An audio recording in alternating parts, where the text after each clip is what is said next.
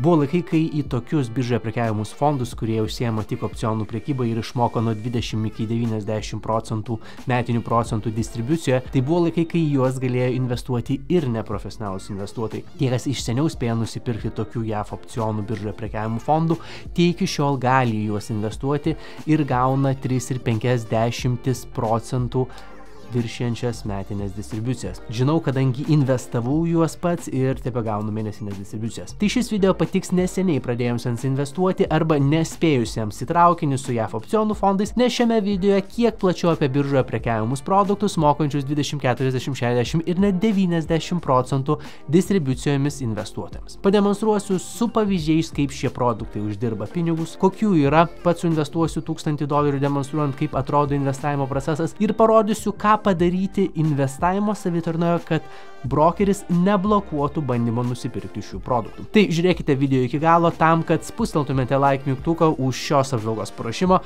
Dalinuosi turimų daugiau nei 20% metinių palūkanų kiekvieną mėnesį mokančių investicijų portfelio nuorodą, savo portfelio nuorodą, kuriame rasite ne vieną investavimo idėją savo.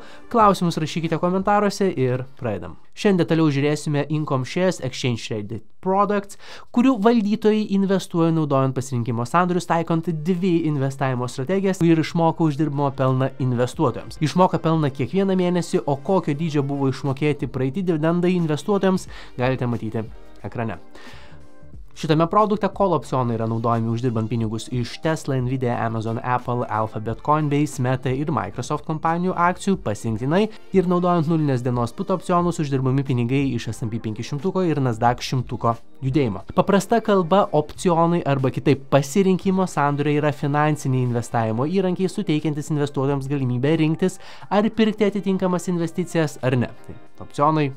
Rinktis options. Dabar kaip veikia call options ir kaip valdytojai uždirba iš pavienių kompanijų akcijų pasirinkimo sandorių, būtent šituose produktuose. Nagrinėjam pavyzdį. Sakykime, šiuo metu Teslos akcijų kaina yra $100 ir Michaelas iškelia pasirinkimo sandorį, kad už X laiko Teslos akcijų kaina bus $110 ir Jane nuperka galimybę įsigyti Michaelo Teslos akcijas už $110 po X laiko ir už šią galimybę sumoka Michaelui vadinamą premiumą $5.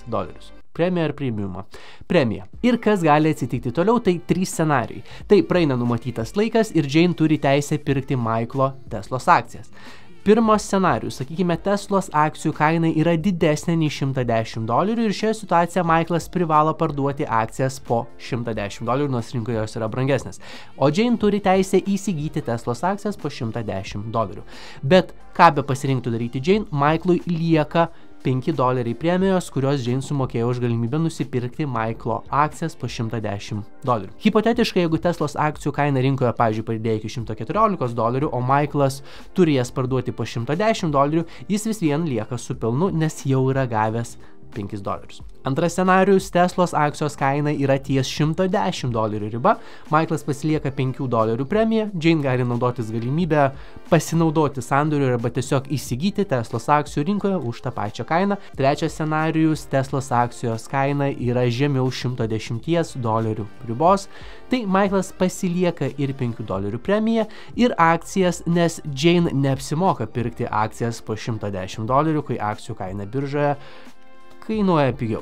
Nebent jinai nuspręs pirkti brangiau iš Michaelo, tuomet Michaelas tik dar daugiau uždirbs, bet vargu ar tai bus. Tai net jeigu Michaelas šiek tiek prašauna, nustatant $110 kainą, jis uždirba premiją, kuri bent jau dalinai gali kompensuoti tą netaiklų šūvį. Na, o idealiausiu scenariumi Michaelas lieka ir su akcija, ir su premija. Tai Michaelas šioje situacijoje yra Income Shares investicijų valdytojas, o Jane kažkas iš rinkos. Mums realiai nesvarbu, kas jį yra. Mums svarbu, kad Michaelas iš tiesų yra profesionalų komanda, visą dieną, kiekvieną darbo dieną dirbanti ties pasirinkimo sandoriais. Tokia profesionalų komanda, kuri uždirba pinigus ir dalinasi pelnu. Ir tokiu būdu Income Shares uždirba pelną, kurį išmoka investuotojams kiekvieną mėnesį. Antras pavyzdys ir antroji strategija, kaip valdytojai uždirba pinigus, yra Zero Days to Expiration arba nulinės dienos put right strategija, kas reiškia prekiaujama pasirinkimo sandoriais, kurie pasibaigia tą pačią dieną, nerizikuojant, kad per naktį ar savaitgalį, kai akcijų birža uždaryta, kad tuo metu įvyks kažkas netikėto rinkoje ir išsikreips akcijų rinkos kainos. Ir ši strategija jau yra taikoma ne su pavienėmis kompanijų akcijomis, o S&P 500 ir Nasdaq 100. Naudojant tuos pačius personažus, žiūrim, kaip veikia ši strategija. Sakykime, S&P 500 vertė šiuo metu yra $5,000. Jane parduoda put opcioną su $5,050 kaina, Michaelas sumoka $20 premiją. Vėlgi žiūrime 3 scenarius. Pirmas scenarius. S&P 500 išlieka ties $5,000 riba, tai Michaelas pasinaudoja galimybę parduoti S&P 500 už $5,050 kainą, bet jis neuždirba $50, nes jis už šią galimybę yra susimokėjęs $20 premiją, jam lieka $30. Antras scenarius. S&P 500 pakyla iki $5,075 ribos, Michaelas neparduoda investicijos už $5,050, nes gali parduoti ją rinkoje už $5,075, bet praranda $20 sumokėta premija. Ir trečias scenarius. S&P 500 indeksas pakrenta iki $4,950. Michaelas parduoda investiciją už $5,050 Jane ir gali ją atpirkti, šią investiciją gali atpirkti rinkoje už $4,950, kas išskaičiavus sumokėtą $20 premiją reikštų $80 pelną. Tai va taip savo dienas leidžia investicijų valdytojai Michaelai, uždirbinėdami pinigus investuotojams. O už visą darbą valdytojai pasiema savo nuo 0,45 iki 0,55% metinį valdymo turto dydžio mokestį, 55% dydžio metinį turto valdymo mokestį, sumokėti Michaelams atlyginimus, padengti su investavimo susijusius ir visokiausius kitokius kaštus, plus uždirbti kažkiek savo pelno. O ką tai reikia daryti mums, tai už mažą mokestį naudotis Michaelų ekspertinėmis žiniomis ir mėgautis gaunamų pelnų. Dabar kaip investuoti į šios produktus ir po to apibendrinant, kaip ir kada gali būti verta naudotis šiais baisiai daug dividendų distribucijų mokančiais produktais. Jeigu šie investiciniai produktai jums atrodo patraukliai ir perspektyviai, jie yra prieinami per licencijuotą Freedom 24 online brokerį, bet kad brokeris leistų įsigyti šias investicijas, pirmą reikia nukeliauti į naudotojo sritį ir atsakyti į kelis klausimus finansinių priemonių atitikties teste, kad brokeris atvertų prieigą investuoti į šiuos produktus. Klausimai nėra sudėtingi, o jeigu pasirodys sudėtingi, su Google pagalba išmoksite per kelias minutės. Kaip minėjau, investuosiu $1,000, tai investuosiu į S&P 500 ir Nasdaq 100 pasirinkimo sandorių fondus, nes iš anksčiau turiu investicijų pavienių kompanijų fonduose, o vat tokių susijusių su fondais indeksais neturiu. Susikūrus Freedom 24 brokerio paskyrą ir pradėjus investuoti nuo 24 metų gruodžio iki 25 metų balandžio galo, galite gauti iki 20 akcijų dovanų, kiekvienos akcijos vertė gali siekti $800. Brokeris yra licencijuotas, investuotojų pinigai platformoje yra draudžiami Europos investuotojų kompensavimo fondų iki €20,000, taikomi mokesčiai už investavimą yra vieni mažiausių Europoje, tai investicijų įsigijimas kainuoja fiksuotą €2 mokestį plus 2 centai už kiekvieną perkamą akciją vienetą ir holdingo, kuriam priklauso Freedom 24 akcijomis, yra prekiaujama vienoje didžiausių JAV Nasdaq vertybinių popierių biržose. Čia rasite registracijos video gidą ir video aprašymę rasite vardinę registracijos nuorodą ir promo kodus bei sąlygas gauti iki 20 akcijų dovanų, jeigu dar neturite Freedom 24 paskyros. Taip, susikūrus paskyrą, prekybos skiltyje suvedame norimos investicijos pavadinimą ir trumpinį. S&P 500 pasirinkimo sandorio produkto trumpinys yra SPII.eu.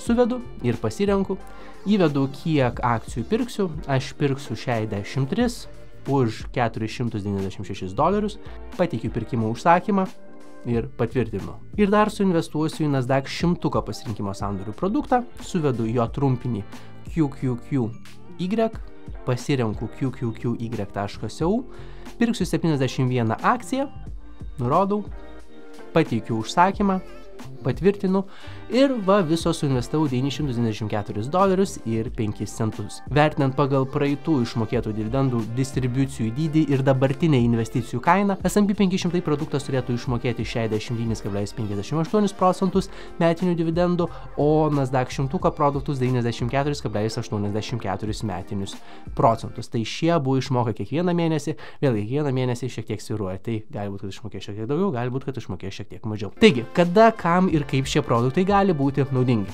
Pirma, norintiems pasididinti gaunamų pasyvių pajamų procentą. Paprastai, standartiškai į dividendų mokėjimo orientuotos kompanijos moka nuo 5 iki 15% dividendais investuotojams. Tai suinvestavus dalį pinigų į šiuos ar panašius produktus, standartinį išmokamo dividendų procentą galima padidinti ne procentais, o kartais. Vėlgi, sakyčiau, nereikėtų investuoti viso 100% pinigų į šiuos produktus, nes didesnis pajamingumas eina koja kojon su didesnė investavimo rizika. Nebent jūsų rizikos tolerancija yra through the roof. Taip pat šie produktai gali būti labai patrauklus ir pravartus norintiems gauti kasmėnesinės pasyvias pajamas, ką galima būtų įvardinti papildomą ar ankstyvą pensiją. Aš tokią jau gaunu, nors man iki pensijos yra likę kiek daugiau nei 30 metų ir gaunu vidutiniškai kiek daugiau nei $1000 per mėnesį. Ir su šią nuorodą galite matyti ir sekti visas mano turimas investicijas, kurios išmoka pasyviomis pajamomis kiek daugiau nei 24% nuo investuotos pinigų sumos, o tiems, kas suinvestuotų dabar, o ne tada, kai investavau aš, šis procentas siektų 27%, nes aš kai kurias investicijas pirkau brangiau nei jos kainuoja būtent dabar. Ir šie produktai potencialiai gali apsaugoti nuo ryškesnių bazinių investicijų vertės svyravimų, nes kai bazinės investicijos, kurių opcionais yra prekiaujama, tai kuo labiau jos svyruoja vertė, tuo labiau didėja šių produktų pelningumo potencialas, kas gali kompensuoti pačių bazinių investicijų vertės sumažėjimą. Pavyzdžiui, S&P 500 ar Nasdaq 100 krenta, bet krentant jo kainai investicijų valdytojai prekiaujant opcionais uždirba daugiau pelno investuotojams ir kompensuoja tą kritimą. Jei šiaip pirkčiau S&P 500 ar Nasdaq 100, niekas nekompensuotų to kritimo. Vėlgi čia potencialiai viskas priklausys nuo to, kaip seksis valdytojams. Tiek apie labai aukšto pajamingumo investicinius produktus prieinamus neprofesiniams investuotojams. Mano investicijas galite matyti ir sekti gyvai su šia nuoroda. Video gide, kaip greitai ir be klaidų susikurtų Freedom24 paskyrą, žiūrėkite čia. Vardinę registracijos nuorodą ir promo kodus gauti iki 10 akcijų dovanų susikūrus Freedom24 paskyrą rasite video aprašyme. Sėkmingo investavimo ir pasimatome kaip visad pirmadieniais, ketvirtadieniais ir kartais sekmadieniais.